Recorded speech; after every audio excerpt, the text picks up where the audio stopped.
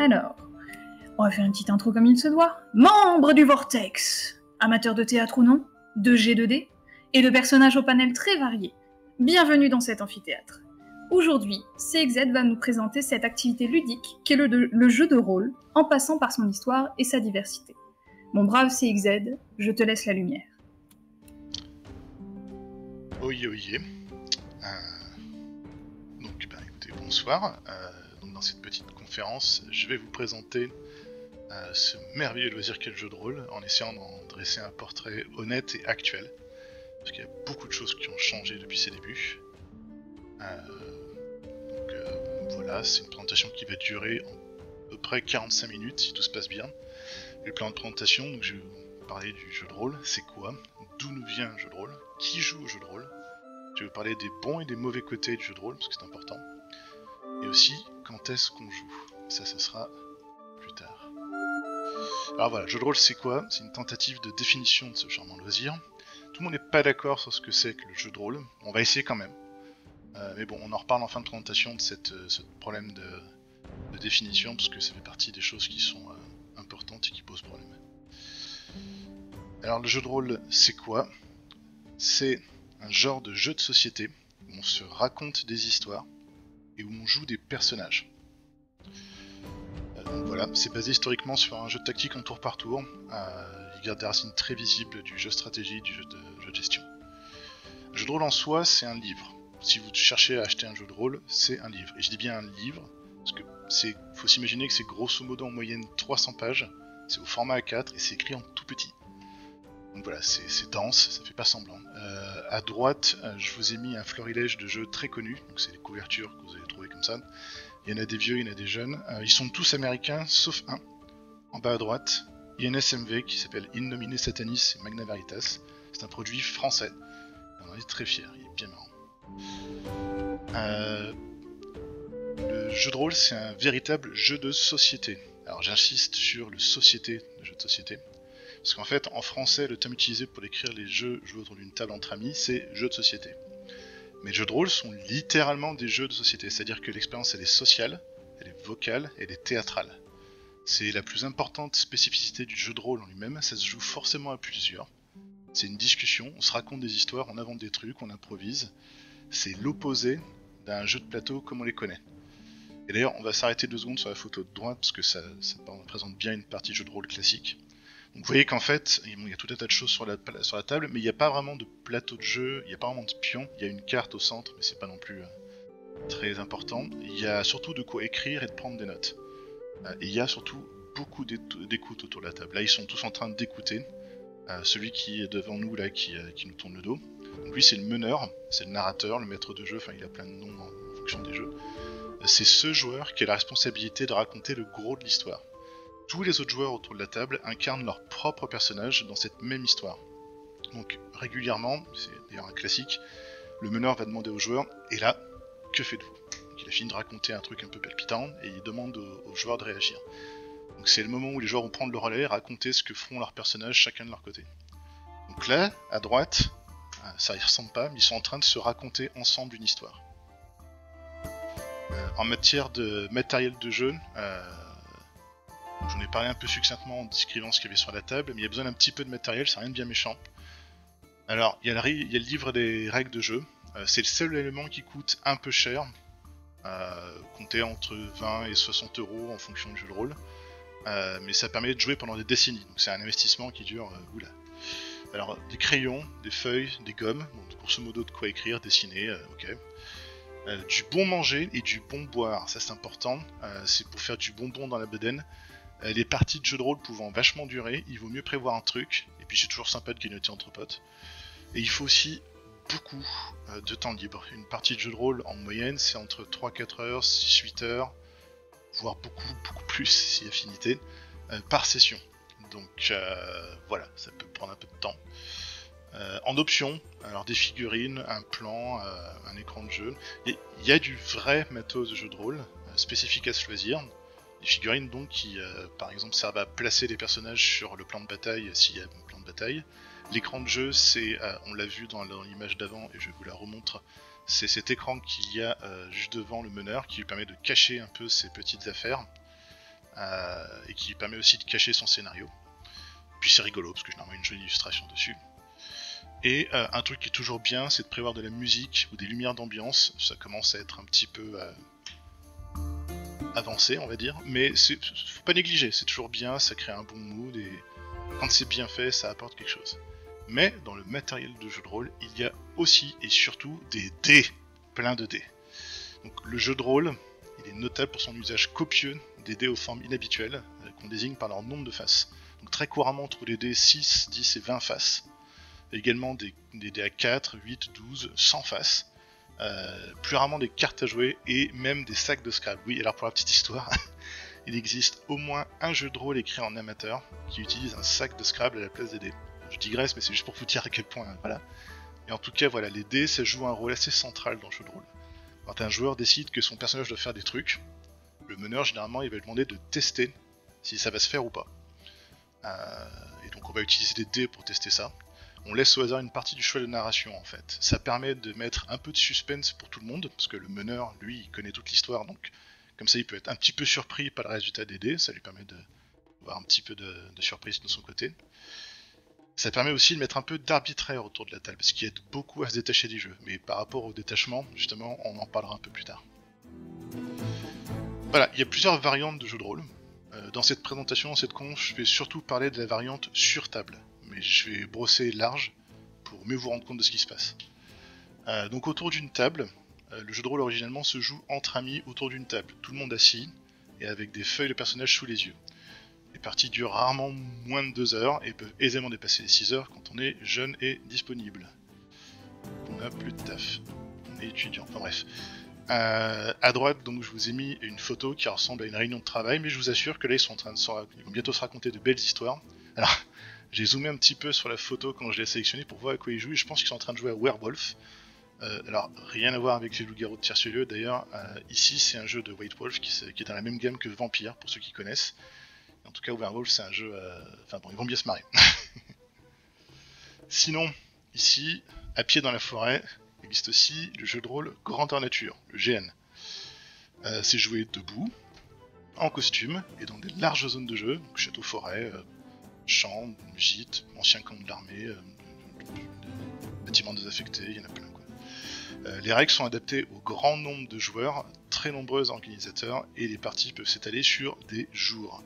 Là on est sur une pratique du jeu de rôle qui est vraiment complète, hein. Costume, longue durée, bataille jouée en vrai, bon avec des armes en mousse, hein. On n'est pas dégueulasse, mais enfin bref, c'est la version plus du jeu de rôle.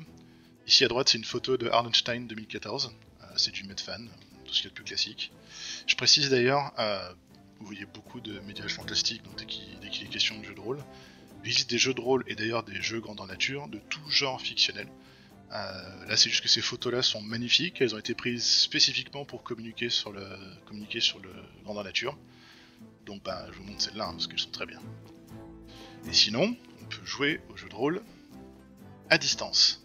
Donc avec l'arrivée de l'informatique, les jeux de rôle se sont pratiqués par correspondance, que ce soit par courrier ou par forum, en asynchrone.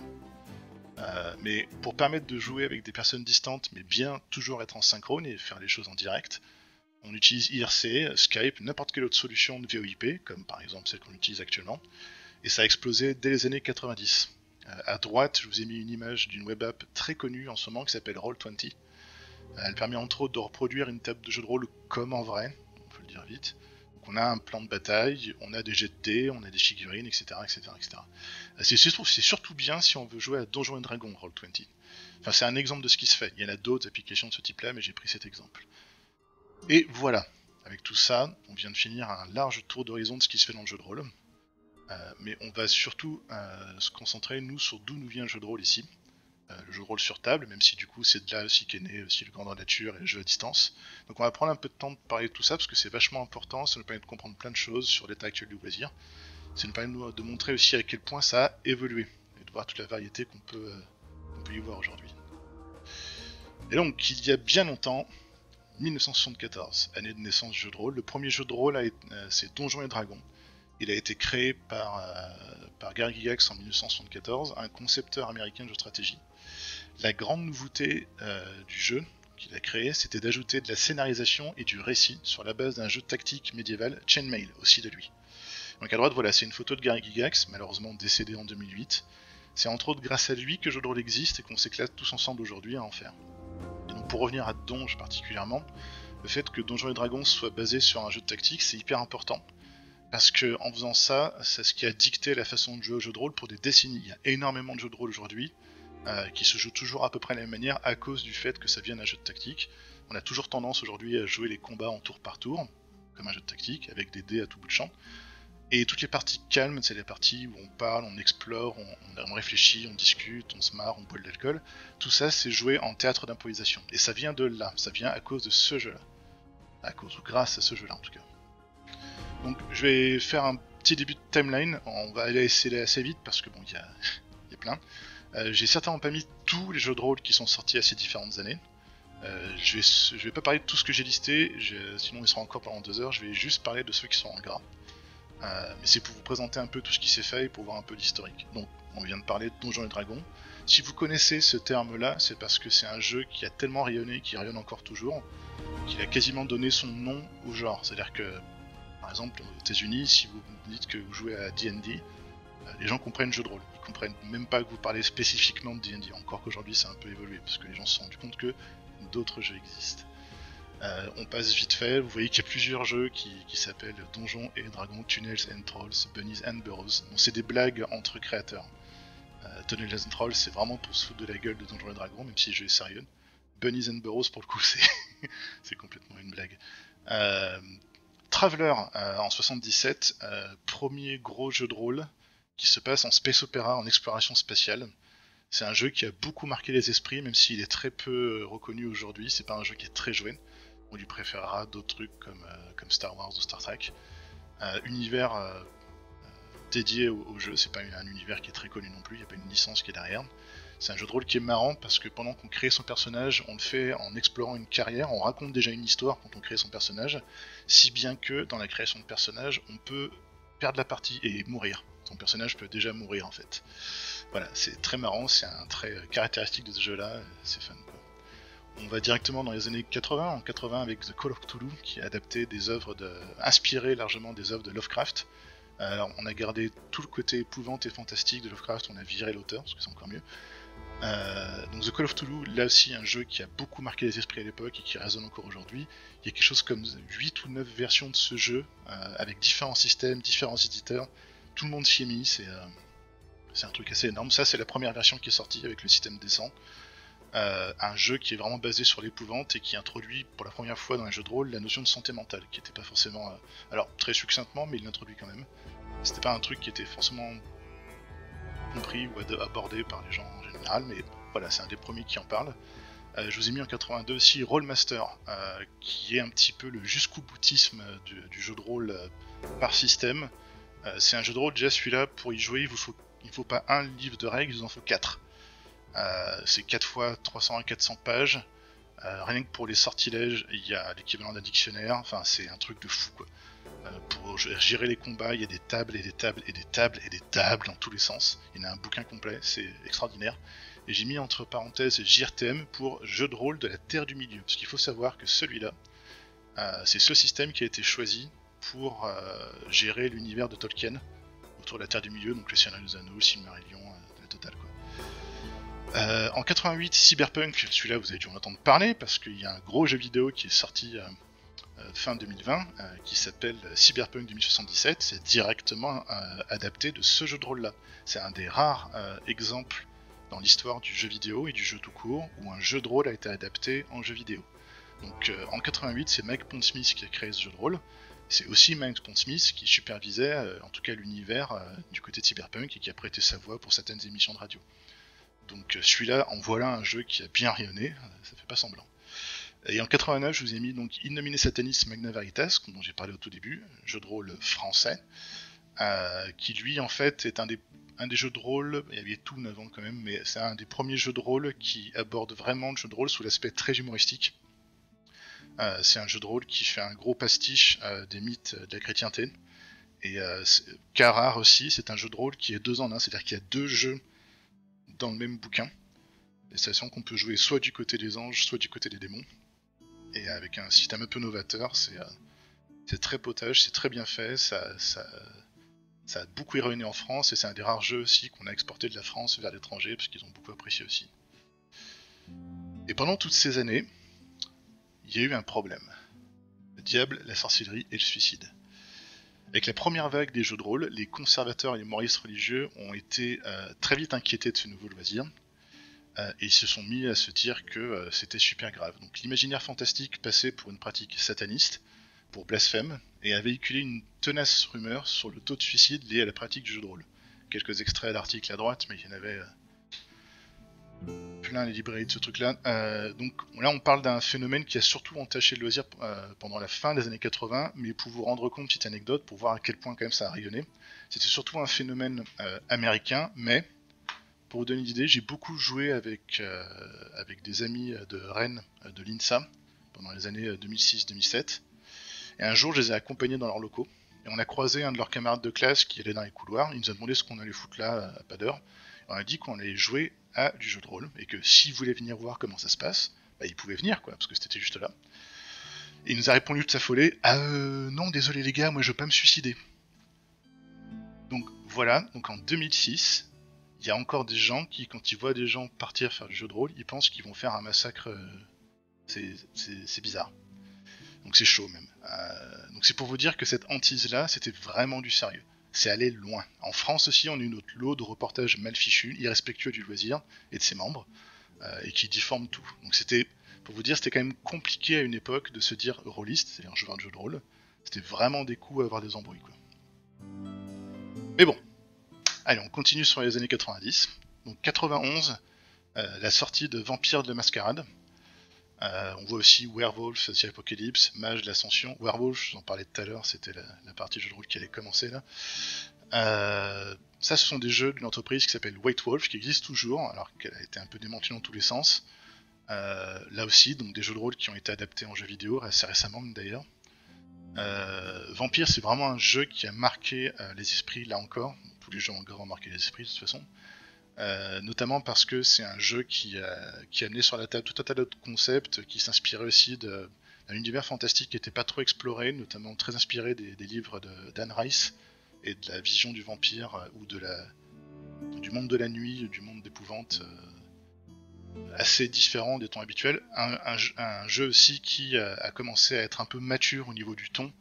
On évite une bonne partie des stéréotypes un peu dérangeants de ces années-là. Et c'est un jeu qui encore aujourd'hui est très très joué, probablement une des licences les plus connues juste après Donge. Et assez remarquable aussi vis-à-vis des stats, c'est un des jeux qui attire un public très mixte, plus que d'autres jeux encore. Donc c'est une référence, et moi, pour vous dire, actuellement c'est le jeu auquel je joue le plus. En 96 sort aussi la légende des 5 anneaux, Legend of the Five Rings. Celui-là encore très particulier, c'est un jeu de rôle qui est tiré d'un jeu de cartes collectionnées, si vous pensez à Magic the Gathering. Voilà, c'est un jeu de ce type-là, qui s'appelle La Légende des 5 Anneaux aussi. Et c'est un jeu de rôle dont l'univers était écrit par le résultat des tournois de La Légende des 5 Anneaux, c'est donc très intéressant. Et donc c'est un des premiers jeux, alors il y avait Bushido avant, mais c'est un des premiers jeux, surtout le plus connu maintenant, qui traite des univers d'Asie, d'extrême Asie, que ce soit la Chine, le Japon, ces cultures-là. Bon, ils font un peu un mélange glubi-boulga de tout ça, mais c'est un jeu qui rayonne beaucoup là-dessus, qui introduit aussi un système qu'on appelle le roll and keep, qui a pas mal changé les choses à certains égards. Très intéressant, très joué aussi, qui se concentre notamment sur beaucoup d'aspects politiques et d'étiquette, de comment on se tient à la cour et comment on présente bien devant le Seigneur. Super intéressant, vraiment, et encore très joué aujourd'hui. Deadlands en 96 aussi, un premier jeu à ma connaissance qui explore le Far West fantastique. Si vous pensez à la vieille série Wild Wild West, c'était un peu le délire.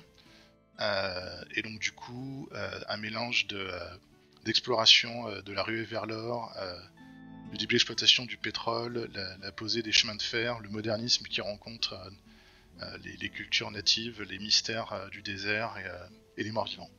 Vraiment un cocktail sympa, avec un système bien à lui. 99, Seven Seas, celui-là c'est ambiance piraterie, KPDP, on se bastonne sur le pont des bateaux et on se saoule au rhum. C'est très sympa, très héroïque, très rafraîchissant. Créé par les mêmes créateurs d'ailleurs que la Légende des 5 Anneaux. Une recommandation personnelle. 2003, Cops, un jeu qui vous propose de jouer l'élite de la police.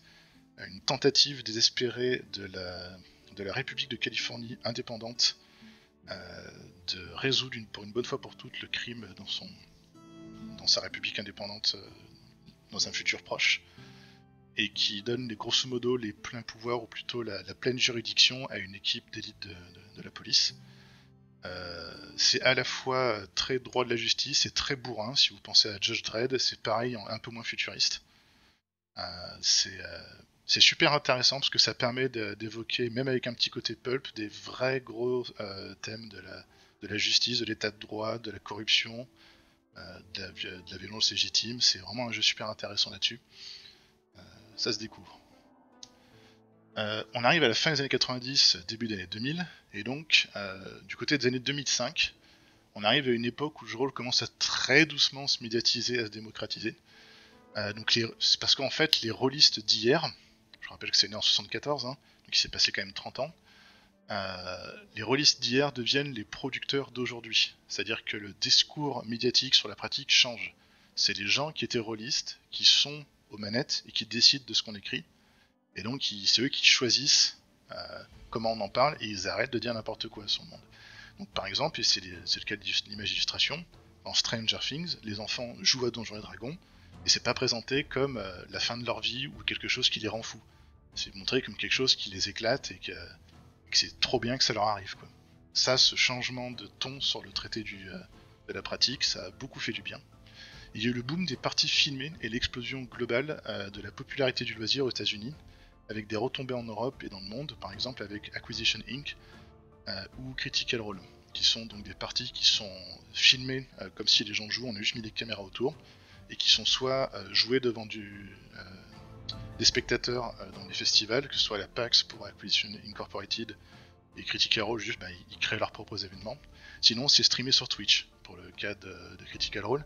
Alors, je vais juste prendre quelques instants pour parler de Critical Role, pour vous donner une échelle de l'explosion que c'est en termes médiatiques.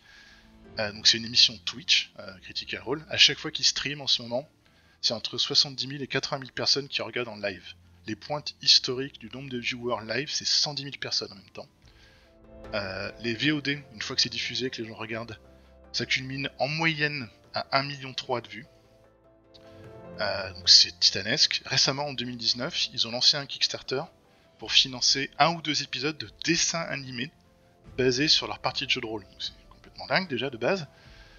Ils ont éclaté le précédent record de la rubrique film et vidéo de Kickstarter, sachant que le précédent record était à 5,7 millions de dollars collectés pour refaire vivre une grande série de documentaires de vulgarisation scientifique.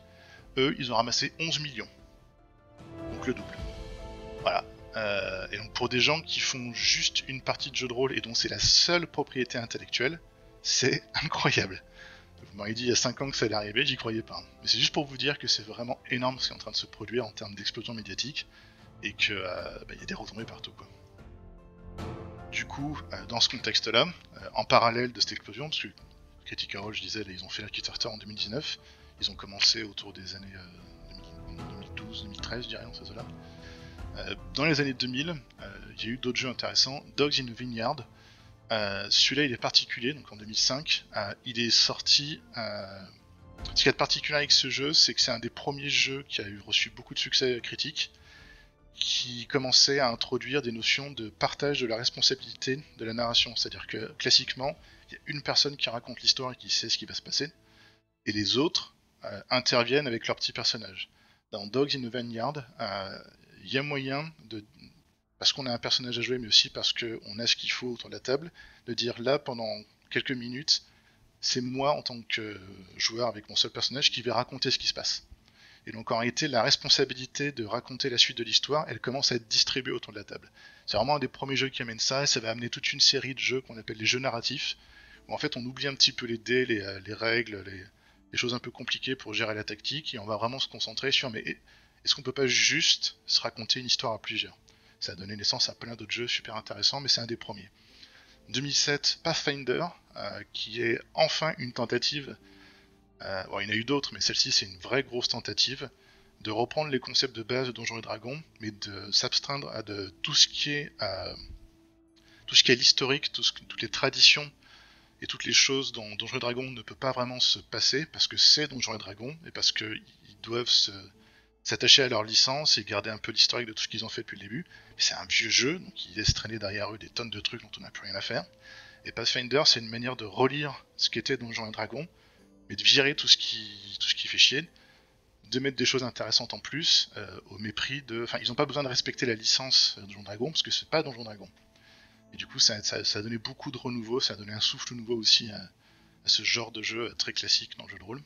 Fate en 2010, qui lui aussi, du coup, tire ses leçons de jeux comme Dogs in a Vineyard, et qui propose un savant mélange entre les jeux narratifs et les jeux de rôle classiques, et qui notamment propose une itemisation des éléments de narration, c'est-à-dire que si on décrit une scène, la rue elle est sombre, il pleut des cordes, on n'y voit rien à 5 mètres et tout, bah, le fait qu'il pleut des cobres et qu'on y voit rien à 5 mètres, on va le marquer sur un petit papier, on va le mettre au milieu de la table, on n'y voit rien à 5 mètres, et ça c'est un élément de la narration que les joueurs vont pouvoir prendre littéralement en main et agiter le papier devant eux et dire, vu qu'on n'y voit rien à 5 mètres, moi je vais pouvoir m'infiltrer derrière les voitures qui traînent dans la rue discrètement parce que du coup je suis caché par la pluie. Et donc en fait en échangeant comme ça littéralement des objets de narration, des morceaux de papier, c'est là-dessus qu'est basé Fate et que comme ça qu'on représente un peu l'histoire et que les joueurs puissent vraiment attraper l'histoire et s'en servir pour jouer. C'est assez intéressant comme méthode, même si c'est pas forcément simple, pas intuitif à jouer comme ça. Et en 2015, un autre exemple d'un jeu complètement dingue, Ten Candles. Alors celui-là, il a eu beaucoup de succès alors que c'est un jeu complètement amateur qui tient en quelques pages. Il y a beaucoup de suppléments qui ont été écrits pour Ten Candles pour aider à le jouer, mais c'est un jeu qui est très très simple. C'est un jeu d'horreur, d'épouvante, qui va vraiment jusqu'au bout, qui dit d'emblée, vous allez jouer une histoire où vos personnages, à la fin de l'histoire, ils sont morts. Et on va jouer une histoire qui raconte la fin du monde. Peu importe ce que c'est la fin du monde. Peut-être que y a un grand ancien qui se réveille et qui avale l'esprit de tout le monde. Peut-être qu'il y a un volcan qui va déchirer la Terre en quatre, et voilà. Peut-être qu'il va y avoir un gigantesque raz-de-marée qui va balayer toute la surface de la Terre. Peut-être qu'il y a un astéroïde destructeur de monde qui va venir mettre un hiver internel sur la planète. Peu importe, à la fin du scénario, vous êtes tous morts. On commence, on joue dans l'obscurité et on allume 10 bougies autour de la table. Et à chaque fois qu'on avance dans le scénario, on éteint une bougie. Et l'histoire s'arrête quand on éteint la 10e bougie. C'est un jeu sombre, lourd, ça se joue pas avec n'importe qui, c'est super intéressant. Si vous voulez, je pourrais, après cette présentation, vous envoyer des liens pour voir comment ça se joue. C'est palpitant. Et donc voilà, il y a plein d'autres jeux de rôle qui existent, tout type. Il y en a, là je vous présente le guide du rôliste intergalactique, le GROG, qui est l'encyclopédie française du jeu de rôle, tenue par des fans très motivés depuis des années. Ils ont environ 1400-1500 jeux répertoriés dessus, c'est énorme. Là, vous avez vu, je vous en ai mis quoi, une soixantaine, il y en a tellement plus. Petite remarque, par exemple, par contre, par rapport au GROG, ça couvre essentiellement les jeux français et anglais. Barrière de la langue oblige. En fait, il y a du jeu de rôle sur tous les continents. Mais nous, en France, et à travers le GROG en tout cas, on a très peu de traces. Parce que ça impliquerait de parler un peu toutes les langues du monde et d'avoir les pieds là-bas un peu tout le temps. Donc voilà, c'est compliqué. Mais c'est pour vous dire que voilà, ça... Il y a beaucoup. Alors du coup, qui joue au jeu de rôle? Eh ben, pas mal de monde, on va le voir. Enfin, probablement beaucoup plus de monde que vous ne le pensez. Ceux qui, parmi nos chers auditeurs à cet instant, connaissent bien le jeu de rôle. Alors, le jeu de rôle, il faut savoir que c'est le refuge des nerds et des geeks. C'est la première population constituante des rôlistes. C'est celle des nerds et des autres geeks qui sont souvent isolés socialement dès l'enfance et qui peuvent trouver dans le jeu de rôle une activité sociale et une safe zone. Avec la médiatisation de la culture geek, les murs du jeu de rôle tombent, bon, pour le meilleur et pour le pire. C'est un petit peu compliqué en effet de se réserver une activité complète en tant que safe zone, ça peut pas marcher en fait. L'ouverture du jeu de rôle à tout le monde, ça se fait pas non plus sans débat, il y a pas mal de gens qui accusent les uns de faire du gatekeeping et les autres de ne pas respecter un espace de sécurité mais de bonheur en fait, tout simplement d'existence sociale pour d'autres, c'est compliqué. Je vous ai mis à droite une photo d'Ashley Johnson, connue pour interpréter Ellie dans The Last of Us, pour ceux qui sont fans. Et quand elle a reçu son BAFTA pour son rôle pour Ellie, elle a fait un discours assez remarqué dans le milieu du jeu de rôle, que je vous traduis, comme ça vous aidera. Ce prix revient aussi aux garçons manqués, aux asociaux, aux bizarres, aux exclus, à tous ceux qui n'ont pas trouvé leur place. Vous pouvez vous asseoir à ma table. Longue vie et prospérité. C'était une très rare intervention hyper médiatisée d'une joueuse de jeu de rôle qui se cache pas. Ça fait bien plaisir. Je dis joueuse de jeu de rôle parce que beaucoup de gens pensent que est-ce que c'est un loisir de mec? Alors oui mais non. Le jeu de rôle a commencé comme un loisir surtout masculin, c'est vrai. Mais c'est actuellement en grand changement, et je parle là de 2021. Il faut savoir que actuellement, environ 17% des joueurs parmi nous sont des joueuses. Et si on ne garde que les gens de moins de 30 ans, elles sont 33%. Et ça, en fait, c'est des chiffres qui datent de 2018, pour tout vous dire. Mais c'est en croissance constante et effrénée depuis environ 10 ans, depuis les années 2010. Si on remonte jusqu'aux années 2000, ça avait commencé un peu le mouvement. Et donc je pense que d'ici 5 ans, on aura largement atteint ou dépassé la parité. C'est une expérience sociale aussi qui est beaucoup plus safe, ce qui fait que ça peut accueillir beaucoup plus de gens. Parce que le jeu de rôle, c'est une fabrique de l'empathie en fait. Faut bien le comprendre, vu que c'est un loisir qui est social intrinsèquement. D'une manière ou d'une autre, on se retrouve à s'ouvrir aux autres. Et d'ailleurs, on compte plus vraiment le nombre de joueurs, de joueuses qui se sont construits et qui s'apprennent à travers la pratique du jeu de rôle. On peut se tester, on peut se découvrir, on peut prendre des risques, on peut se faire peur, on peut se faire plaisir. Et ce sera sans enjeu majeur, sans avoir à jouer sa vie. C'est vraiment une expérience sociale qui est safe dans le sens où elle se fait entre amis généralement. En tout cas entre gens qui ne se veulent pas de mal fondamentalement. Ça se fait bien quoi. Petit clin d'œil à droite aux gens de Ludiqueer qui font un super taf sur Rennes.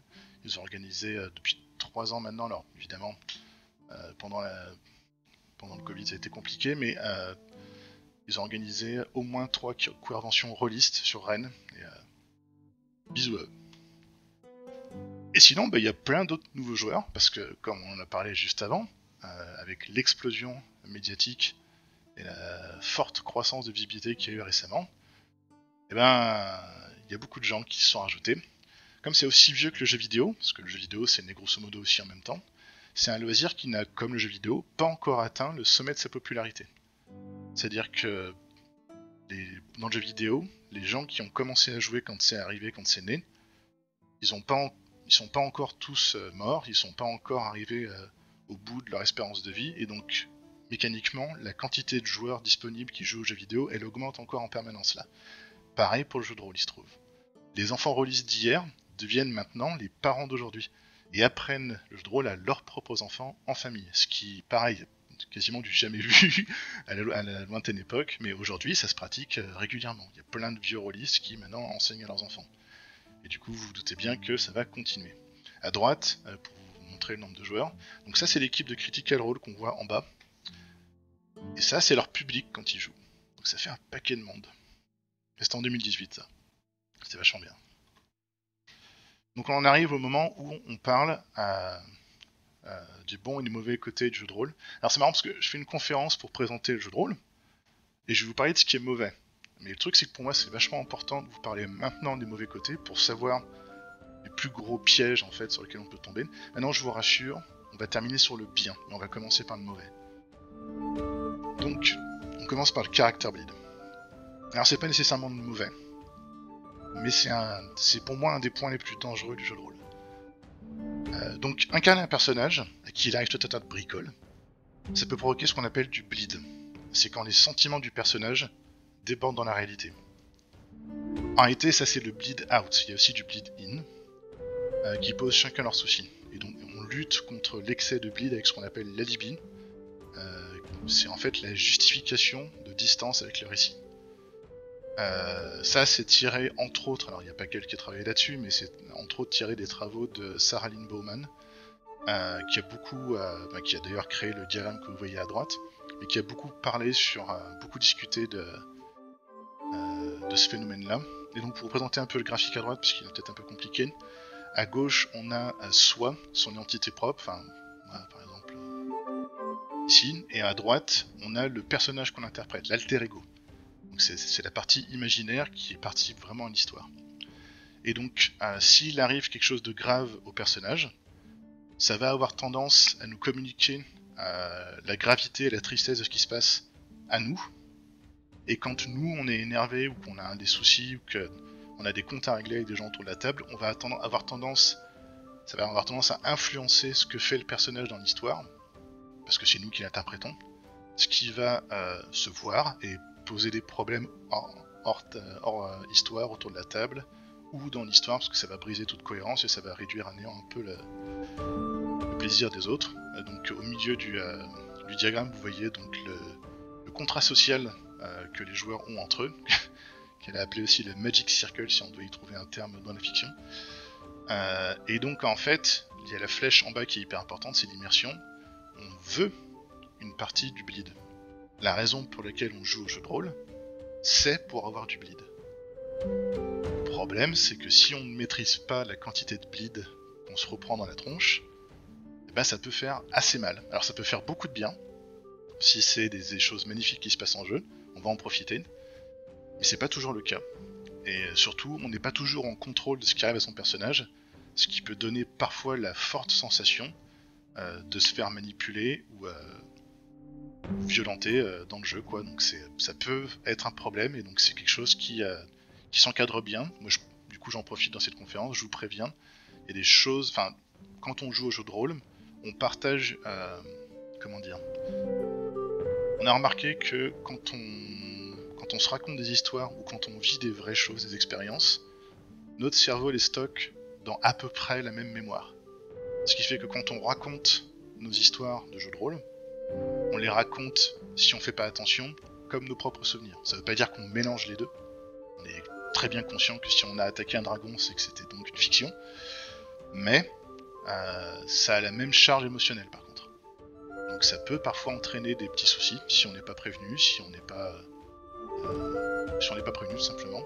Quand c'est des acteurs qui jouent un rôle au théâtre, dans un film, c'est des acteurs, donc c'est des professionnels, ils ont l'habitude de gérer le bleed, parce qu'ils l'ont aussi. Quand on est amateur autour d'une table et qu'on n'est pas prévenu, on peut se le prendre de plein fouet. Il y a plein de choses pour éviter que ça pose problème, il y a des outils de sécurité qui marchent très bien, mais c'est pour juste vous dire, voilà, ça c'est pour moi c'est le seul vrai gros risque à jouer au jeu de rôle, sinon c'est parfaitement bénin, c'est de passer par une petite phase de tristesse qui prévient pas. Sinon, il y a un autre problème, c'est qu'il y a autant de jeux que de joueurs et de joueuses. Sous un même terme jeu de rôle se cachent en réalité des milliers de façons de jouer et d'apprécier le jeu. Tout à l'heure j'ai dit, il y a 1400 ou 1500 jeux, il y en a plein qui se ressemblent, comptez sur le fait qu'il y a 500 façons différentes, vraiment différentes de jouer au jeu de rôle. Et du coup c'est vachement rare, paradoxalement, qu'il y ait des mises au point autour de la table, pour que les joueurs, ne serait-ce que pour vérifier que tout le monde a les mêmes intentions, ne soient pas déçus de la partie, juste discutent entre eux de ce qui se passe. Donc j'en parlais au début de la présentation, personne n'est d'accord sur la définition du jeu de rôle et ce qui se passe à table. Ça arrive souvent, tout le temps en fait, que les joueurs qui viennent jouer n'aient pas du tout le même délire ou la même intention. C'est beaucoup plus difficile qu'avec un jeu de plateau de se mettre d'accord sur concrètement qu'est-ce qu'on est venu faire ici. Ça peut amener à des conflits idiots et c'est pourtant facile à éviter, il suffit d'en parler un petit peu et de juste voir qu'est-ce que tu veux, ok, t'es là pour te marrer, ok, moi pas, donc il faudra pas qu'on joue ensemble, ou alors qu'il faudra que l'un ou l'autre décide de faire autre chose. Je vous ai mis l'illustration d'un XKCD sur les échecs Elgo qui m'a toujours fait bien rire, mais c'est très typique de ce qui se passe autour d'une table de rôle. Dans les bons côtés, dans les bons côtés, l'évasion, le partage et la création. De très loin, le jeu de rôle est l'activité ludique la plus créative et la plus libératrice. Si la plupart des rôlistes ont une passion pour le jeu de rôle, c'est qu'il s'agit d'une activité hors du commun, collective et dépaysante. Sans surprise, il y a un goût de reviens-y. C'est vraiment... Ça c'est la raison pour laquelle on joue. Je compte plus les gens qui me disent à quel point ça a été une bouffée d'oxygène dans leur vie, je compte plus les gens qui y retournent pas parce que ils sont addicts, mais c'est juste parce que c'est bien. J'ai mis l'illustration de Kathleen Bruder, qui est une superbe illustratrice qui a beaucoup, en ce moment en tout cas, qui rayonne beaucoup dans le monde du jeu de rôle californien. donc une image d'Eric Campbell, un meneur de jeu qui a pour maître mot la bienveillance et l'émerveillement. L'illustration parle d'elle-même, je trouve. C'est vachement bien.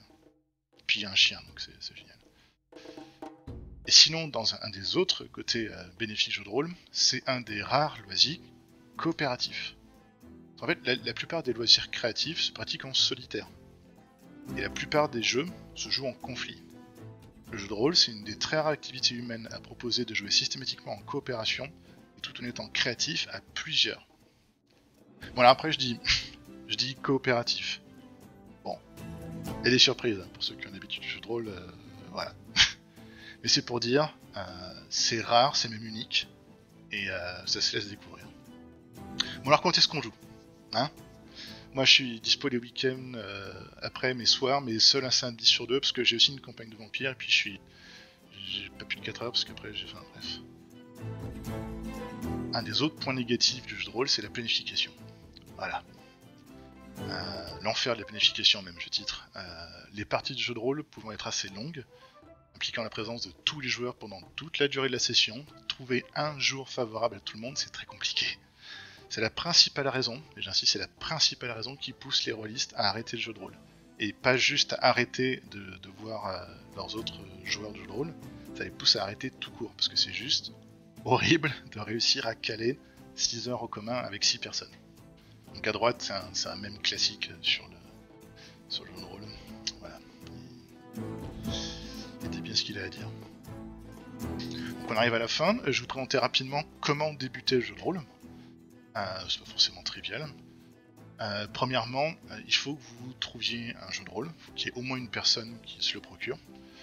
Je vous propose de prendre un jeu simple, mais surtout dans un univers qui vous est familier. Alors un jeu simple, vous n'allez pas forcément être en mesure d'en juger par vous-même si c'est votre premier jeu de rôle. En revanche, prenez un univers qui vous botte, qui vous passionne déjà de base. Ça fera passer la pilule de tous les désagréments de la lecture du bouquin, de la mécompréhension de ce qui se passe. J'ai pas compris ce bouquin-là, c'est pas grave, vu que vous aimez l'univers, vous allez y mettre beaucoup de votre cœur dedans et ça va passer comme une lettre à la poste. Il n'y a pas vraiment de bon ou de mauvais jeu de rôle pour commencer. Du coup, le seul critère que je retiens pour vous, voilà, c'est la familiarité de l'univers. Vous avez vu tout à l'heure, hein, il y a 1400-1500 jeux de rôle sur le GROG, ça me ferait un peu mal au cœur que vous ne trouveriez pas au moins un jeu de rôle qui correspond à un univers que vous aimez, ce serait bien malheureux. Deuxièmement, il faut des joueurs. Et surtout, il faut faire ce que j'appelle une session, je suis pas le seul à l'appeler comme ça, une session 0. Une session 0, et ben justement, c'est une première session de jeu où on se teste, on fait juste un tout petit bout d'histoire, on crée les personnages et surtout on discute de ce qu'on est venu faire. On discute du fait que moi j'aime bien ce jeu, mais je sais qu'il est vachement basé sur l'épouvante. Je suis pas très épouvante, je suis plutôt fantastique, chelou, cringy si vous voulez, mais l'épouvante, se faire peur, ça me plaît pas trop, moi, vous êtes d'accord? Ouais, ok, ben on se met collectivement d'accord que on n'essaiera pas de se faire peur, on n'est pas venu ici pour souffrir, donc on est cool, quoi. C'est l'occasion aussi de donner des limites, de dire, moi il y a des thématiques, je suis désolé, mais si on les aborde, moi ça me met mal à l'aise, je préfère partir, en fait, je veux pas parler de ça, quoi. Ok, on se le note tous. On évite d'évoquer ça. De toute façon, déjà, le meneur, il va faire en sorte d'écrire des scénarios qui tombent pas dans notre thème. Et puis les autres joueurs évitent de l'évoquer. Et puis voilà, quoi. C'est tout bête. Ça résout tellement de problèmes en aval. Tout le monde devrait le faire. Si vous apprenez le jeu de rôle bientôt, prenez les bonnes habitudes tout de suite. Faites une session 0. Troisièmement, essayez de suivre le scénario fourni avec les règles du jeu. Il y en a presque toujours un. Et quand il y en a un, il est presque toujours conçu pour vous initier au style du jeu de rôle, à ses règles, au genre d'univers que c'est, ce qu'on fait d'habitude dans le jeu de rôle, etc. Donc c'est déjà prêt. Si vous avez la flemme si vous ne savez pas écrire un scénario pour du jeu de rôle, sachant que c'est assez particulier, voilà, il sera toujours tout écrit. Vous avez juste, en tant que meneur, à lire le scénario tel qu'il est, voir comment vous allez mener. Dans beaucoup de jeux de rôle, il y a des conseils donnés au meneur en particulier si c'est sa première fois, de prendre un peu les ficelles du truc. Et donc ça va très bien se passer si vous faites ça. Et quatrièmement, ne commencez pas par une campagne trop longue. Donc une campagne, j'en ai pas parlé, c'est quand on raconte une histoire, on peut pas tout raconter en 6 heures, donc ça va se passer sur plusieurs sessions. Et quand on enchaîne plusieurs sessions comme ça, on fait une campagne. Il y a ce qu'on appelle aussi des one-shots, c'est des scénarios qui tiennent dans une seule session. Et si on va un peu loin dans les termes, il y a aussi ce qu'on appelle des bursts, qui sont des séries de petits one-shots ou des histoires qui tiennent en 2, 3, 4 sessions. Moi je vous recommande, vous pouvez commencer en campagne, c'est pas grave si vous faites une histoire qui se termine pas parce que les joueurs peuvent plus venir et que le planning c'est compliqué. Mais ne prévoyez pas déjà de construire tout un royaume, de décrire toutes les villes et tout. Non. Commencez dans une petite ferme, dans une taverne, commencez dans la cour de château. Faites pas compliqué, faites juste un endroit et vous verrez plus tard si vous aurez le temps ou la motivation ou les joueurs tout court ou la disponibilité de faire beaucoup plus gros. Voilà, merci de votre attention. J'ai tenu pile poil à 15 secondes près dans 45 minutes, c'est génial. C'est le moment de poser des questions, prenez un thé, détendez-vous, enrôlez-vous d'un fauteuil, posez-vous sur un plaid. Eh bien, c'est parfait tout ça. Merci beaucoup, CXZ. Alors, on va commencer peut-être par les 2-3 questions qui ont été posées à l'écrit, comme ça laisse le temps aux gens de se préparer pour préparer leurs questions. Alors, petite transition, mais oui. Alors, au niveau des questions vocales, je vais commencer par celle de Noot, à moins qu'elle veuille la poser elle-même. Noot.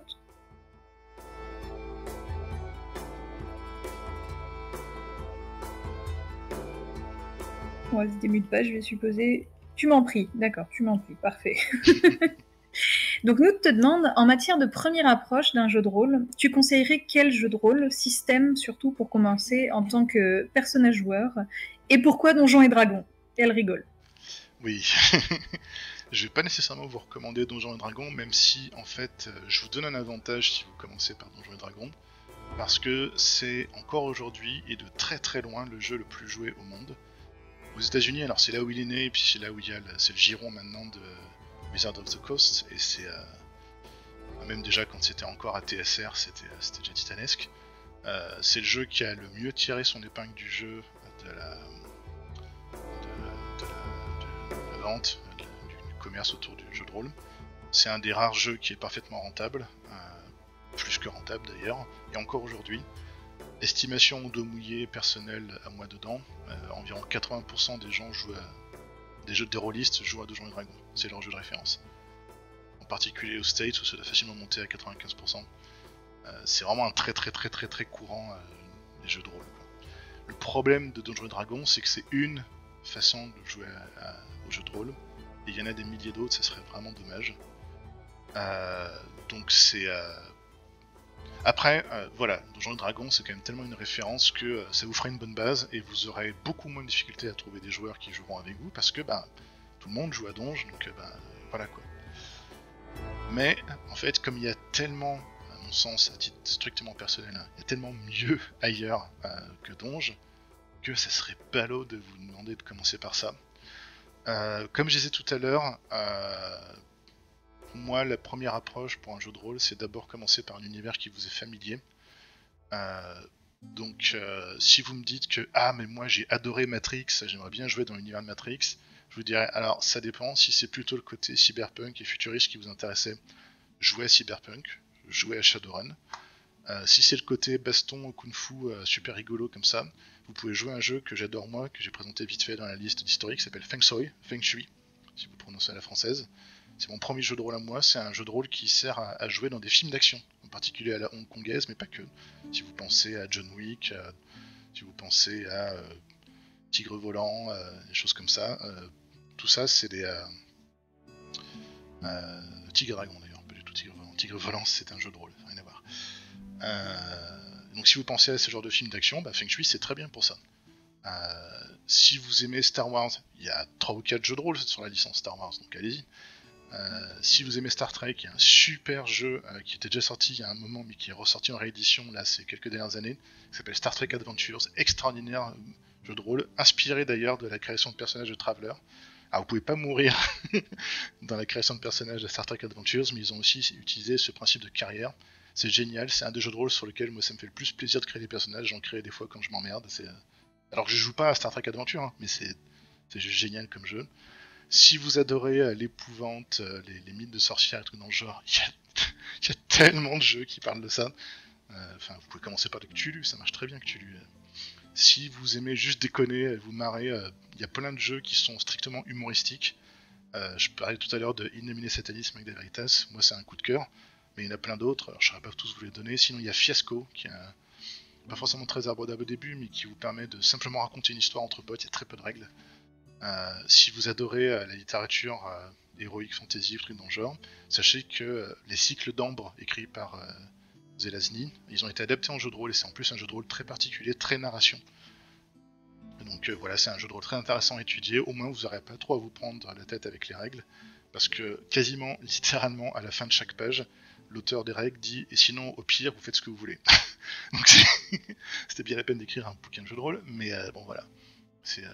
Il y a des jeux de rôle pour tous les goûts. Si vous aimez Alien, récemment est sorti un très intéressant système de jeu et univers basé sur les films Alien, qui vous permet de jouer donc de l'horreur spatiale. Génial. Si vous êtes plutôt culture asiatique, tout ça, la légende des 5 anneaux, c'est très très joué, c'est très intéressant. Alors il y a plein d'éditions différentes, si je dis pas de bêtises. Moi j'ai surtout joué à la 4ème édition, je crois. 3ème, je sais plus. Enfin, je sais que les dernières éditions sont un peu décriées, mais c'est pas grave, je vous les dis quand même. Moi je ne saurais trop vous recommander Vampire, même si c'est un... Alors, pour le coup, Vampire, j'ai le bouquin pas loin. C'est écrit sur la couverture du bouquin, et je préfère vous le dire, comme ça vous êtes prévenus. Vampire est un jeu de narration d'horreur personnelle et politique. Donc si vous n'aimez pas les choses horribles, il ne faut pas jouer à ce jeu. Mais si vous êtes confortable avec vous-même et que vous n'êtes pas en dépression, c'est parfait. C'est un jeu très passionnant qui est écrit assez précieusement. C'est la dernière édition, la 5ème, le bouquin est magnifique, il y a des superbes photos, la graphie est superbe, les règles sont impeccables. Enfin, je pourrais parler des heures de jeu de rôle. Oui, justement. Je pense que si, à la limite, si vous voulez avoir des questions, vu que CXZ a l'air d'en avoir, avoir une connaissance très large des jeux de rôle, posez-lui directement la question. On va essayer de passer les questions des autres personnes pour satisfaire un petit peu tout le monde. Alors, on a Super Geek qui nous dit un mot sur les safety tools. Oui, je les ai évoqués très vite fait quand je parlais du bleed. Les safety tools, avec le terme anglais, ouais, donc c'est tous les moyens qu'on a de se sécuriser autour d'une partie de jeu de rôle. Comme j'ai évoqué tout à l'heure, il y a un danger avec le bleed, c'est un danger strictement émotionnel et sentimental, ça va pas vous faire plus que ça, quoi. C'est juste que comme on est là pour prendre du plaisir, on n'est pas forcément là pour déprimer ou pour mal vivre sa partie. C'est arrivé relativement récemment dans le monde du jeu de rôle, 10-15 ans je dirais, que les gens se sont rendus compte que il y a moyen en fait de, même sans faire de session 0, il y a moyen d'instaurer des règles en plus qui sont transversales pour tous les jeux de rôle. Comment est-ce qu'on gère quand on voit qu'il y a une personne qui est mal à l'aise ou qui commence à mal prendre la scène? Comment est-ce qu'on fait ça? Alors il y a tout simplement dire, si vous voyez quelqu'un en train de pleurer, ben stop, vous arrêtez tout et vous faites ce que vous faites en tant qu'être humain, c'est-à-dire que vous faites preuve d'empathie et vous en parlez. Mais il y a aussi d'autres moyens. Donc, il y a par exemple le principe de la X-card. Donc vous pouvez le faire physiquement avec une carte avec marqué un gros X rouge dessus. Mais vous pouvez simplement lever la main. Et donc en fait, vous levez la main, vous dites X-card. Et en fait, peu importe ce qui est en train d'être raconté, tout le monde s'arrête de jouer. Et si vous voulez vous justifier, enfin vous expliquer ce qui se passe, vous le faites. Sinon vous dites juste, s'il vous plaît, est-ce qu'on peut juste passer à la scène suivante? Pas de questions, pas de commentaires, on passe à la scène suivante. Excellent moyen, quoique bourrin, pour protéger les gens qui sont en sensibilité avec les autres. Il y a aussi ce qu'on appelle les voiles et les lignes. Ça c'est un truc tout bête, c'est les voiles. C'est une liste de choses à chaque fois. Les voiles, c'est une liste des thèmes qu'on préférerait éviter et qu'il faudra juste traiter de loin.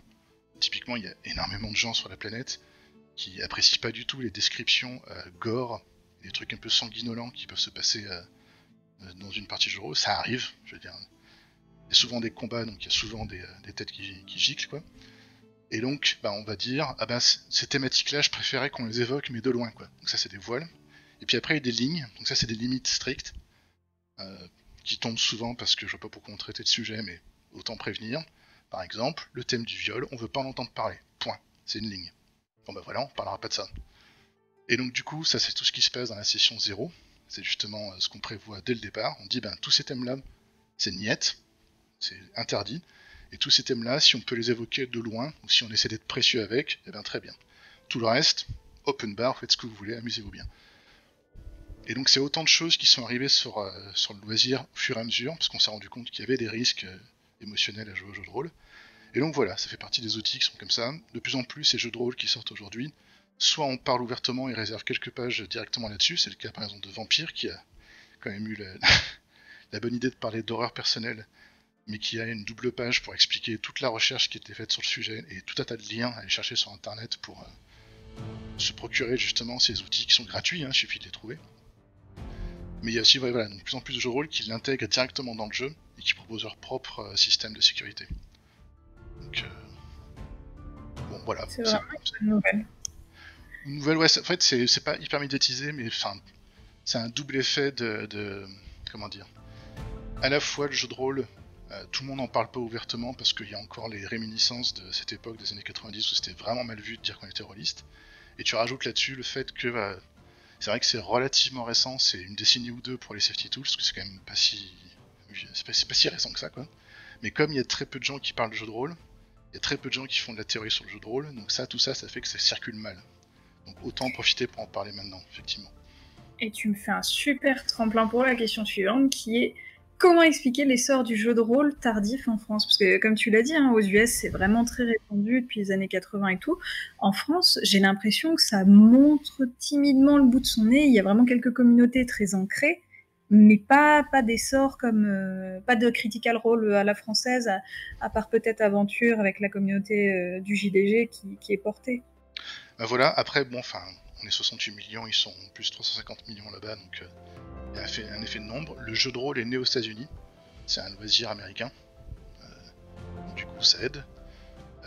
Donc si, il y a aussi pas mal de barrières de langue. Moi je sais que je parle couramment anglais, mais il y a plein de gens qui parlent pas anglais, donc tout ce qui se passe aux États-Unis n'a pas un rayonnement direct en France. Après, j'irai pas jusqu'à dire que le loisir s'est peu développé en France. Je veux dire, dans la première chronologie que je présentais tout à l'heure, le premier jeu de rôle français qui est dans cette liste, c'est pas le dernier de la liste. Il y en a quelques-uns dès les années, fin des années 70, tout début des années 80. Il y avait déjà tout un tas de jeux de rôle écrits en France déjà. Donc en fait, le loisir, il s'est développé en France très tôt, quasiment tout de suite, quoi. Par contre, effectivement, ce qui a changé avec Acquisition Incorporated, Critical Role et toutes ces autres parties très médiatisées sur Twitch, aux États-Unis, ça a eu un impact culturel très fort aux États-Unis. Alors, on n'est pas non plus au point où c'est bon, tout le monde joue au jeu de rôle, c'est magique, il y a 80 millions de jeux aux États-Unis. Non. C'est pas si ouf que ça, mais c'est vrai qu'il y a eu une explosion médiatique qui est plus forte actuellement aux États-Unis qu'en France. Mais maintenant, on est en train de récupérer déjà les retombées. La partie du JDG, ça me ferait bizarre que ce soit pas directement inspiré du fait que Critical Role ça a percé.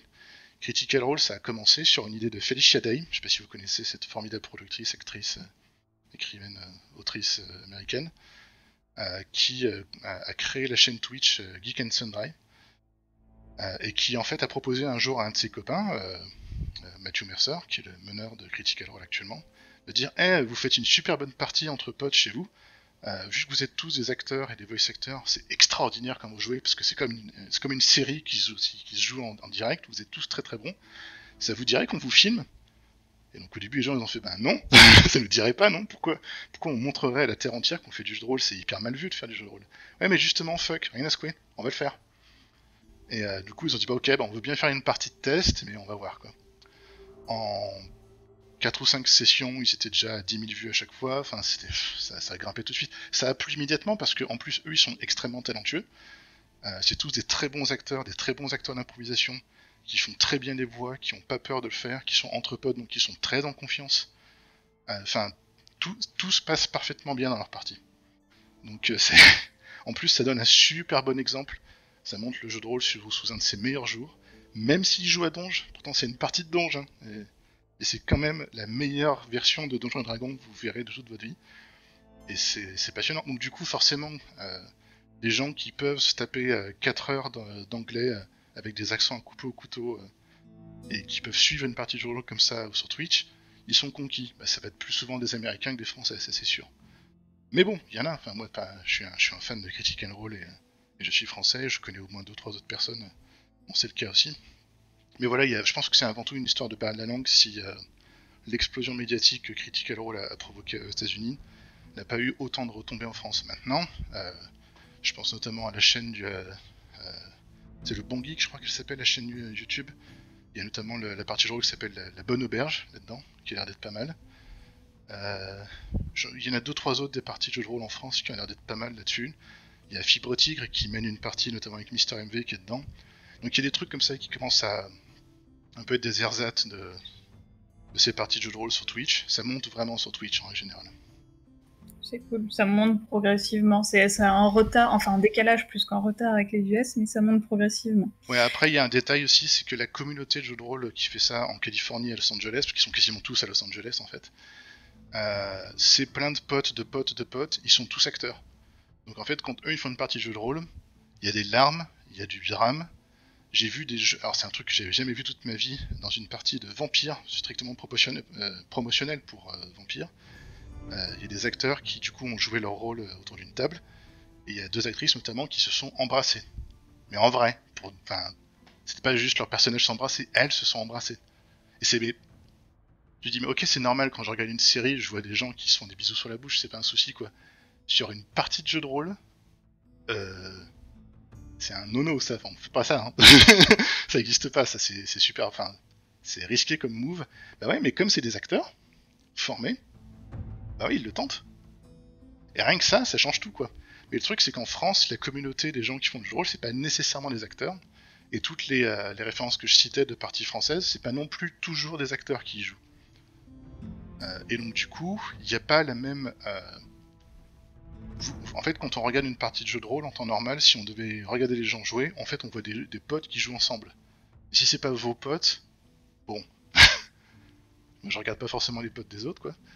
Par contre, si c'est des acteurs, on a l'habitude de regarder les acteurs bosser, parce qu'on regarde des séries, des films, tout ça. Et en France, je trouve que... Alors c'est peut-être parce que je ne suis pas assez renseigné, mais je trouve qu'il y a peu de parties qui sont jouées par des acteurs. Comme s'ils faisaient du théâtre d'improvisation. Et s'il y en avait, je me ferais un plaisir de tout binger, ça y a pas de problème. Mais j'en ai pas vu. Ça viendra progressivement. Oui, ça viendra, c'est sûr que ça viendra.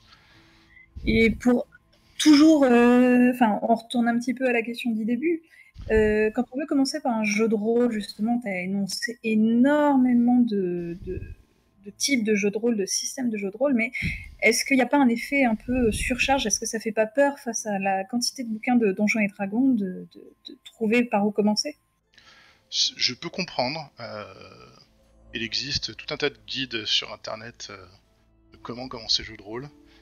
À l'époque où la Fédération française de jeux de rôle avait encore un site très actif, ils ont proposé eux-mêmes, ils en avaient créé un pour faire l'initiation, parce qu'ils en avaient marre de recommander justement 30 000 références. Ils ont dit non mais tenez, voilà, on a créé ce jeu de rôle pour vous, commencez par celui-là. Voilà.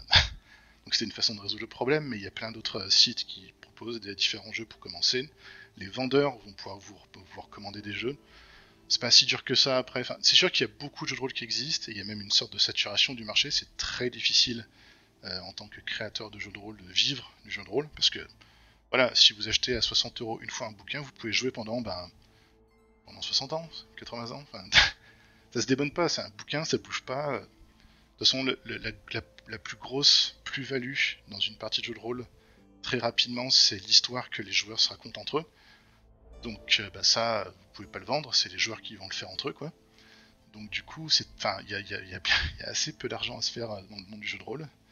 Et donc du coup, en plus, il y a beaucoup de gens qui en créent. Ça veut dire que le marché est très saturé, la promotion de chacun des jeux n'est pas faite à son maximum, donc c'est difficile d'entendre parler des différents jeux de rôle qui existent. Donc voilà, c'est vrai qu'on peut rapidement se perdre. Maintenant, je vous dirais bien, si vous vous fiez aux univers de jeux qui vous plaisent, aux univers d'histoire qui vous plaisent, ça va vite filtrer le nombre de jeux qui existent, et du coup vous allez pouvoir trouver quel est le jeu le plus joué dans, je sais pas moi, le contemporain fantastique. Ils vont vous dire c'est soit Exalté, soit Sion, peut-être Humanidine. Ok, je vais prendre un de ces trois-là, plouf plouf, et c'est bon quoi. Comme il n'y a pas vraiment de bons ou de mauvais jeux de rôle, c'est pas vraiment un problème. Mais par contre, je suis d'accord, ça peut faire un peu peur, ça peut être intimidant. D'accord, merci pour la réponse. On a une question par rapport au droit d'auteur finalement quelque part. Comment Pathfinder a-t-il pu être développé sans avoir de soucis de droit avec Donjons et Dragons? Ah, alors en fait, c'est que le Pathfinder, c'est pas non plus une copie conforme de Donjons et Dragons, ils se sont inspirés de l'esprit un peu des règles de Donjons et Dragons. Et en plus, comme Donjons et Dragons a vraiment essayé de se mettre... ils essayent vraiment de se ressembler à eux-mêmes quand ils sortent des nouvelles éditions, des révisions des règles.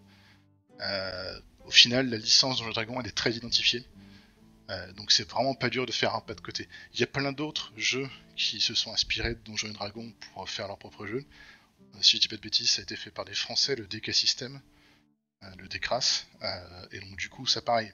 C'est assez flagrant que c'est inspiré de Donjons et Dragons, mais eux-mêmes, ils ont fait, moi j'ai fait ma propre version des règles, et puis au final, j'ai fait évoluer le truc, puis au final, c'est devenu un autre monstre, une bête complètement différente, et du coup, on va l'appeler comme ça. Et donc, je sais pas, il y a vraiment pas de risque que ça ressemble à du plagiat. Au-delà de ça, je veux dire, dès le départ, dans la création du jeu de rôle, tout le monde s'est inspiré de Donjons et Dragons. Et donc, on en parlait au début, Tunnels and Trolls, Bunnies and Burrows. Rien que dans le nom, ça se voit qu'ils ont copié Donjons et Dragons. Et du départ, c'était ok, quoi. Donc, on pourrait se méfier en se disant que Wizard of the Coast étant Wizard of the Coast, peut-être que ça a changé, mais en fait, ils ont aucun intérêt à le faire. Déjà, c'est de très loin. Ils sont en position dominante, ils ont le quasi-monopole des joueurs, donc ils s'en foutent, quoi. C'est vraiment pas le souci. D'accord. Oh, puis de toute façon, au bout d'un moment, on a les mêmes mécaniques qui reviennent. Ce qui est important, c'est finalement l'univers qui entoure. Et je peux ajouter d'ailleurs que dans le monde du jeu en général, notamment dans le jeu vidéo, mais c'est aussi le cas dans les jeux de plateau, le plagiat c'est une méthode de travail. Donc voilà. D'accord. On a Géolins qui nous fait un peu une question transversale. En plus de l'influence du jeu de rôle sur le jeu vidéo, quid des sagas audio? Fait peut-être référence à Donjon de Nalbuck et Reflet d'Acide. C'est clair que la culture rôliste, je voulais pas forcément présenter toute la culture rôliste, mais on peut la voir notamment dans ces trucs-là. Le Donjon de Nalbuck, pour ceux qui connaissent un peu la licence, il y a eu un très bon jeu de tactique qui est sorti l'année dernière, qui est excellent. Cette année d'ailleurs, je sais plus quand il est sorti, mais voilà. Ça c'est un jeu de vidéo adapté d'une saga audio, adapté de parties de jeux de rôle débilos entre potes qui s'était faite à l'époque dans l'antre de Pen of Chaos. Et donc du coup, c'est le grand chelem de la propriété intellectuelle. Mais il y a eu des BD aussi sur l'univers de Donjon de Nullbuck. Quand il y a des choses qui se passent bien, et quelque part en fait, peut-être que Donjon de Nullbuck c'est un petit peu notre critical role à nous, dans le sens où c'est critical role en plus de faire une partie de rôle, ils ont beaucoup de merchandising. Avant de commencer à faire des épisodes de dessins animés, ils ont sorti 8 tomes, 9 tomes de comics dessinés qui racontent leur histoire. C'est édité chez Dark Horse Comics, c'est pas semblant, hein, c'est avec des vrais auteurs et des super beaux dessins. C'est des concours de dessin permanents, il y a des milliards de cosplays qui sont faits. T'as des spin-offs dans tous les sens. La ligne éditoriale principale de Donjons et Dragons a d'ailleurs sorti un supplément de campagne, un supplément d'univers qui se passe dans l'univers de Critical Role, qui pourtant est un univers... c'est une version de Donjons et Dragons spécialement écrite par Matthew Mercer pour être dans son coin, pour pas être emmerdé par la licence officielle. Et ils sont allés le chercher, ils ont pris son univers, ils en ont fait un univers officiel de Donjons et Dragons. Enfin c'est... Voilà quoi. Mais Nullbuck, c'est un peu le même délire, ils ont commencé à faire du jeu de rôle entre potes, puis ils ont commencé à écrire des histoires débiles uniquement audio. Et puis en fait ça a plu, puis en fait du coup il s'est mis à écrire des bouquins, il a sorti des bandes dessinées, il a sorti un jeu vidéo, enfin ça explose quoi. Mais c'est particulier, parce qu'après le jeu de rôle sur le jeu vidéo, il y a eu une longue histoire aussi d'amour entre le jeu de rôle et le jeu vidéo. Si vous connaissez tous un jeu qui s'appelle Baldur's Gate, Baldur's Gate ça se passe dans l'univers de Donjons et Dragons, ça se passe dans les Forgotten Realms. Si vous connaissez un jeu qui s'appelle Fallout, notamment les premiers, ça aurait dû être un jeu basé sur le système GURPS. Au final, ils ont perdu la licence, donc ils ont gardé le système, ils ont pas dit que c'était eux, tout simplement. Et Fallout, c'est directement le genre de choses qu'on peut trouver dans le jeu de rôle. Tous ces jeux-là, Icewind Dale, Planescape Torment, tous ces trucs-là, c'est ce que le jeu de rôle a inspiré aux jeux vidéo. Il y a une très longue histoire de jeux vidéo qui ont essayé de reproduire ce qu'on trouvait dans le jeu de rôle. Ils sont pas arrivés. La plus proche tentative de faire ce genre de choses, c'est Neverwinter Night, un jeu de rôle là aussi basé sur l'univers Donjons et Dragons, et qui avait un mode multijoueur qui reproduisait quasiment ce qu'on trouve aujourd'hui avec des jeux comme Roll20 ou des trucs dans le genre. C'est-à-dire qu'il y avait tous les outils pour que la MJ puisse créer un scénario complet et être présent dans la partie pour raconter l'histoire pendant que les gens jouent. C'était vraiment très particulier. Ils sont allés très loin et à ma connaissance, c'est le seul jeu vidéo qui allait aussi loin. Et c'était il y a 18 ans. Putain, je vais me prendre encore un coup de vieux, mais un truc dans le genre quoi. Ça c'est un des rares trucs comme ça. Après bien sûr en termes de pure licence, on a l'exemple récent de Cyberpunk. Récemment White Wolf, qui est possédé maintenant par Paradox Interactive, donc un éditeur de jeux vidéo. Ils ont sorti, je crois qu'il y en a eu 5 jeux vidéo en moins de 2 ans. Là. Alors c'est des petits jeux vidéo à gauche à droite, notamment un qui est fait par Cyanide, qui est pas si petit. Mais voilà, c'est des exemples quoi. Ouais, donc finalement il y a quand même pas mal d'influence d'un média à l'autre. Si tu le permets, on a Super Geek qui va apporter un petit complément sur la partie similarité entre Donjons et Dragons et Pathfinder, notamment avec une histoire de licence. Super Geek, si tu veux... Ouais. Je suis là, tout le monde m'entend ? Vas-y. Oui, donc en fait, il me semble que c'est dans les années 2000, c'est donc Wizard of the Coast, la maison d'édition qui possède la licence Donjons et Dragons, qui, pour la version Donjons et Dragons 3, l'a mis sous ce qu'ils ont appelé l'Open Game License, donc la licence libre ludique. Donc ça explique. Et du coup, c'est à partir de là que... Qu'est-ce que ça veut dire l'Open Game License ? On va commencer par là. En fait, c'est une licence qui autorise à reprendre tout ce qui est mécanique dans le jeu de rôle Donjons et Dragons. Donc tout ce qui va être le système de lancer de dés, de caractéristiques, de compétences, etc. Tout ça, si vous avez envie, vous pouvez prendre votre univers à vous et mettre des règles Donjons et Dragons et vendre le jeu. Y a pas de souci, tant que vous respectez les règles de la licence et que vous publiez sous la même licence, évidemment. Il faut savoir aussi que dans cette licence, il y a un petit mot qui dit que Wizard of the Coast va pouvoir aller regarder votre jeu de rôle et potentiellement s'en inspirer, évidemment. Et du coup, Pathfinder, évidemment, se base là-dessus. En Pathfinder première édition, c'est du Donjons et Dragons 3.5. Et le Pathfinder 2 s'éloigne un peu plus, mais se base un peu sur les règles de Donjons et Dragons. 5e édition, par contre. Donc voilà. Et si vous voulez, vous pouvez prendre le système aujourd'hui. Vous pouvez faire un jeu de rôle sur les règles Donjons et Dragons dans votre univers personnel à vous. Voilà. Merci pour le complément. Super. À vous deux, on a une réponse très très complète.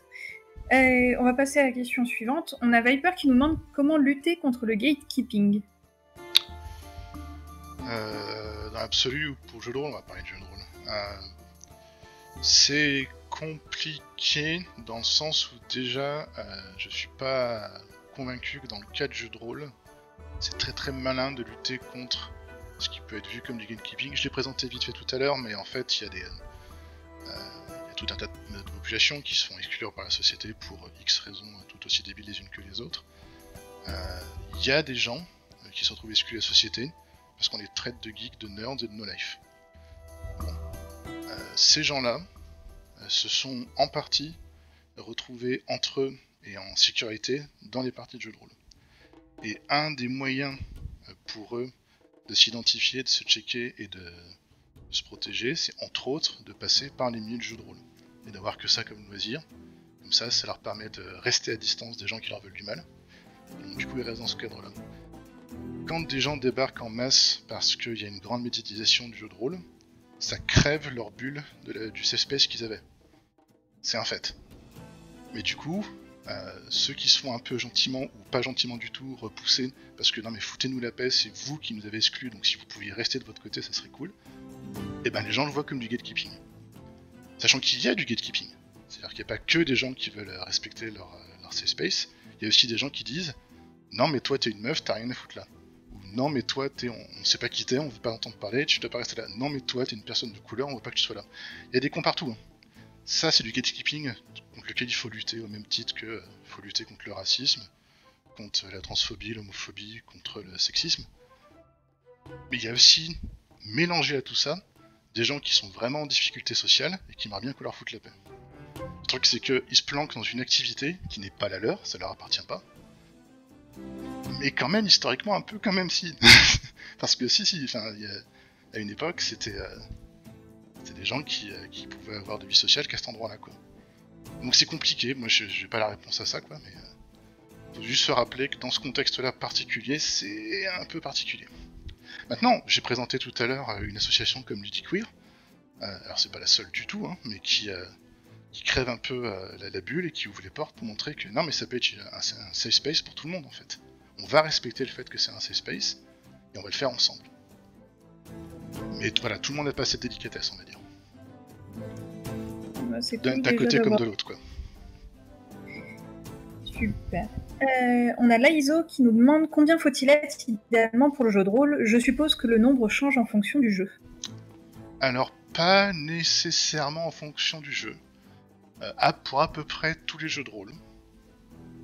La zone se trouve entre, allez, je vais dire entre 3 et 6 joueurs. Moi, mon nombre à moi, c'est pas plus de 5. J'ai du mal à gérer au-delà de 5. Déjà 5, c'est chaud, mais voilà. Je dis moi parce que moi, je suis surtout un meneur de jeu. Voilà. Et d'ailleurs, ça me permet d'introduire un truc important pour le jeu de rôle, c'est que généralement, sauf, je dirais, un petit 5% des jeux de rôle, la plupart des jeux de rôle, vous avez besoin d'une personne qui connaît bien les règles et qui a soit écrit un scénario, soit acheté ou préparé un scénario à l'avance. Et après, il y a les autres joueurs. Quand je parlais du nombre de joueurs, c'était en excluant le MJ, c'est-à-dire que il faut au moins une personne qui va être meneur, MJ, qui va raconter l'histoire. Et après, il y a entre 3 et 6 joueurs autour de lui. Ça marche très bien de faire du jeu de rôle avec seulement 2 joueurs. Ça marche de faire du jeu de rôle avec un raconteur et un joueur. C'est un peu limite, mais voilà. Et il me semble qu'il est sorti des jeux de rôle qui se jouent en solo. J'ai quand même bien insisté tout du long sur l'aspect extraordinaire de ce loisir coopératif et collectif. Je suis pas tout à fait convaincu de l'intérêt de jouer en solo. Après, si on doit parler de jeu de rôle en solo, si vous vous souvenez d'une lointaine époque que les moins de 20 ans ne peuvent peut-être pas connaître, il existait à une époque ce qu'on appelle des livres dont vous êtes le héros. C'est grosso modo, en très très très simplifié, du jeu de rôle en solo. Pour faire très simple. En tout cas, c'est du jeu d'aventure en solo. Ça ressemblera à ça si on faisait du jeu de rôle en solo. Donc généralement, il y a au moins un joueur en face. Moi, j'ai déjà géré comme ça, en tant qu'MJ, pour mon frère, tout seul, quelques scénarios de jeu de rôle, ça s'est bien passé. Mais sinon, ouais, généralement, le grand minimum, c'est 2. J'aime pas trop jouer à 1 avec 2. Généralement, mon minimum de joueurs, c'est 3. Et mon max, c'est plutôt autour de 5. Maintenant, j'ai déjà joué à une table où il y avait 14 joueurs. J'étais le 14e. C'est spécial. Dans ces cas-là, en fait, ce qui commence à se produire, c'est que la MJ, en fait, elle pouvait pas gérer 14 joueurs, loin de là. Et donc, en fait, il y avait un des joueurs qui, grosso modo, servait de co-MJ. C'est-à-dire que c'était un joueur qui avait l'autorité alléguée par la MJ de temps en temps, prendre un groupe de joueurs et de dire « Venez, on va se foutre sur cette autre table, on va faire un autre truc, on va raconter autre chose ». Et donc il avait plus ou moins autorité sur une partie de l'histoire, il pouvait un peu raconter lui de son côté, ce qui soulageait la MJ de 6 joueurs d'un coup, hop, d'un seul coup c'est beaucoup plus gérable, etc. Et donc on s'en sortait comme ça, puis il y avait aussi une sorte de contrat social un peu particulier autour de cette table où il y avait tout un tas de joueurs qui s'étaient assez acquis, leurs personnages c'était des gros bourrins de guerriers. Grosso modo, eux, on les appelait, on les sortait un peu de leur téléphone portable quand il y avait une baston, s'occuper de laminer tout le monde. Et entre temps, ils faisaient leur soirée potes pendant que nous on jouait vraiment au jeu de rôle, quoi. Donc c'était un moyen aussi de résoudre le problème, mais c'était intéressant quand même à explorer. Mais c'est le seul cas que je connaisse d'une partie à 14 joueurs. J'ai jamais vu quelqu'un sortir indemne d'une partie avec 7 ou 8 joueurs. C'est beaucoup de présence mentale, beaucoup de charge, et plus beaucoup de voix à la fin aussi. Effectivement, gérer autant de personnes. Il y a Théa qui fait la remarque que ça doit dépendre pas mal du MJ finalement. Oui. Et puis des joueurs, parce qu'il y a des joueurs Ils sont adorables, je pourrais en avoir 10 comme ça. Il y a des joueurs, j'en veux pas un, j'en veux 0 des comme ça. Voilà. Donc, faut trouver un accord aussi entre la MJ Ouais. et les joueurs. Et transition sans transition, voilà. C'est quoi, finalement... Enfin, pardon, pas c'est quoi. Et inventer un jeu de rôle, finalement. Est-ce que c'est une bonne ou une mauvaise idée? Est-ce qu'il faut être expérimenté? Est-ce qu'il faut avoir me jeté avant? Vous savez, je crois pas qu'il y ait de bonne ou une mauvaise situation. Non, mais alors, je suis partial là-dessus parce que j'ai écrit des jeux de rôle. C'est le moment où je dois en dire combien j'en ai écrit, mais je me souviens plus, je crois que j'en ai écrit 5. C'est des petits jeux de rôle, je suis tout seul, hein, je peux pas vraiment en faire des masses non plus. Il y a pas... je pense pas que en fait, je pense pas que ce soit une bonne idée. Dans le sens où il y en a 1500 qui existent. Bordel, ça ferait mal aux fesses qu'il n'y ait pas celui qu'il vous faut. Sachant que même s'il n'y a pas celui qu'il vous faut, si vous vous sentez capable d'écrire un jeu de rôle, c'est que vous êtes probablement capable de prendre un univers déjà écrit dans un des bouquins, de prendre un système qui est écrit dans un autre bouquin de jeu de rôle, et de mélanger les deux. Ça vous fera 30 000 fois moins de travail, vous avez juste à prendre l'un et l'autre. Comme l'a présenté Super Guy tout à l'heure, il y a des systèmes d'open licence, mais il n'y a pas que celui-là, il y a pas mal de jeux de rôle qui sont distribués en Creative Commons. On est en 2021, ce serait bizarre, surprenant que vous ayez besoin d'écrire un nouveau système de jeu de rôle pour de bonnes raisons. Vous ayez besoin d'écrire un univers pour de bonnes raisons. Donc, à titre personnel, je trouve ça un peu étrange maintenant de devoir à faire ça. Maintenant, si ce qui vous fait kiffer, c'est la création de jeu, ah bah allez-y, personne ne vous retient. Maintenant, si c'est « Ah, j'aimerais jouer, du coup, je vais créer mon jeu », pour jouer, il n'y a pas besoin d'écrire son propre jeu de rôle. C'est beaucoup de travail, c'est de la conception de jeu, c'est un métier à part entière. Doucement. Pour débuter, par pitié, prenez un jeu existant et je vous promets que ça se passera bien. Après, si c'est vraiment votre kiff de créer des univers ou de créer des jeux de rôle, allez-y. Il y a au moins 2 créateurs de jeux de rôle déjà qui sont sur le Vortex, si je me compte pas dedans. Non mais voilà, en plus c'est courant, allez-y quoi. Ne comptez pas, soyons honnêtes 2 secondes, ne comptez pas sur le fait que vous allez créer un jeu de rôle et y jouer dans la même vie, voilà. C'est vraiment beaucoup de travail d'écrire un jeu de rôle. Et pareil, si vous comptez en faire votre métier ou c'est déjà votre métier, bon bah vous savez mieux que moi, mais si vous pensez que c'est par là que ça se passe, c'est peut-être une fausse route. Prenez ce qui existe déjà et voyez si ça vous suffit. Il y a de grandes chances que ça vous suffise. Pour l'instant, on est arrivé au bout des questions écrites. Est-ce que quelqu'un veut se démuter pour poser une autre question? Je vous laisse 5 secondes, je fais une musique d'ascenseur en attendant.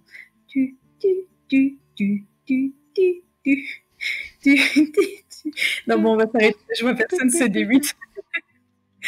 Et bien, CXZ, merci beaucoup pour cette présentation et pour ces réponses aux questions. C'était super de...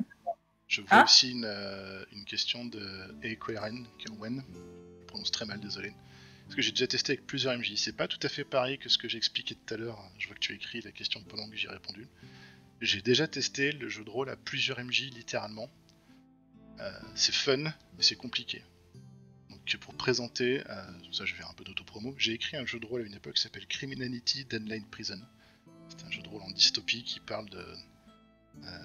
si vous connaissez le film Running Man, si vous connaissez tout un tas de fiction carcérale, c'est un peu inspiré de ce genre d'histoire. Et où on joue dans un futur dystopique où ils se sont rendus compte qu'il y a trop de criminels à gérer. Donc on va les faire s'entretuer dans une émission de télé-réalité, ça va être drôle. Et donc du coup, c'est un jeu très dark, pas mettre entre toutes les mains. Et en fait, dans le contexte de ce jeu-là et dans le contexte d'un festival, j'ai proposé à 2 de mes amis s'ils étaient chauds pour mener une partie de la Criminality Deadline Prison à 3 MJ. Donc on allait en fait avoir 3 parties qui allaient se lancer en parallèle. Et les joueurs sont prévenus au dernier moment qu'en fait ils vont jouer dans la même prison. Et donc en fait, comme c'est des cellules collectives, les 5 joueurs de la table A, les 5 joueurs de la table B et les 5 joueurs de la table C sont dans la même prison, mais sont chacun dans des cellules séparées. Donc de temps en temps, on rassemble tous les joueurs autour d'une table, les 15 joueurs, et du coup ils peuvent faire ce qu'ils veulent. Et quand la sonnerie, quand le couvre-feu arrive, tout le monde retourne dans sa cellule, et du coup chacun joue de son côté. C'était super intéressant, mais ça nous a appris une chose, c'est méga dur, c'est même pas fait pour, de faire une partie de jeu de rôle à plusieurs MJ, et il aurait fallu qu'on ait plus d'organisation. Et comme j'en ai parlé récemment à Super Geek, justement, en réalité, c'est un des problèmes qui est résolu quand on fait du grandeur nature. En grandeur nature, ça arrive souvent qu'il y ait 60, 500, 1000 personnes joueurs, et compter à peu près la moitié ou le tiers de ces gens-là qui vont organiser et créer des personnages qui sont là pour raconter l'histoire et dispatcher le boulot. Et donc en fait, on a l'habitude, quand on fait du grandeur nature, quand il y a plein de choses qui se passent avec 1000 joueurs qui font plein de conneries partout autour, en fait, il faut beaucoup faire circuler l'information. Il faut beaucoup s'organiser, il faut faire remonter ce qui se passe. Il y a des gens qui décident des grands événements qui se passent en retour et tout, quoi. Donc c'est toute une organisation qu'on n'avait pas du tout. Donc ça s'est plus ou moins bien passé. Ça s'est plutôt bien passé au final. Mais c'est super intéressant, ça mérite d'être développé, mais c'est très peu fait. Est-ce que finalement ça ressemble pas à des murder parties, le fait d'avoir plusieurs MJ avec une personne qui dirige et quelques personnes qui sont au courant d'une partie de l'intrigue? Une murder party, c'est rien d'autre qu'une partie de grandeur nature qui se fait généralement en huis clos et qui parle d'un meurtre. Mais une murder party, c'est du grandeur nature. C'est debout en costume, c'est live, ça s'arrête. Enfin, il n'y a pas vraiment de pause pipi. Enfin, c'est voilà. C'est assez typique. Les grandeur nature, généralement, ça se passe sur un week-end ou sur plusieurs jours. Les murder parties, ça se passe généralement. On appelle ça aussi des soirées enquête. Mais c'est ce délire-là. Dans les murder parties, il y a le même genre d'enjeu que dans une partie à plusieurs MJ. Oui. D'accord. Eh ben merci beaucoup. Je pense que cette fois-ci, on n'a plus de questions. Merci beaucoup pour la présentation. Je vous remercie de votre présence, chers membres du Vortex, et puis à une prochaine fois pour un amphi, ou peut-être un jeu de rôle. Merci à tous. Bisous.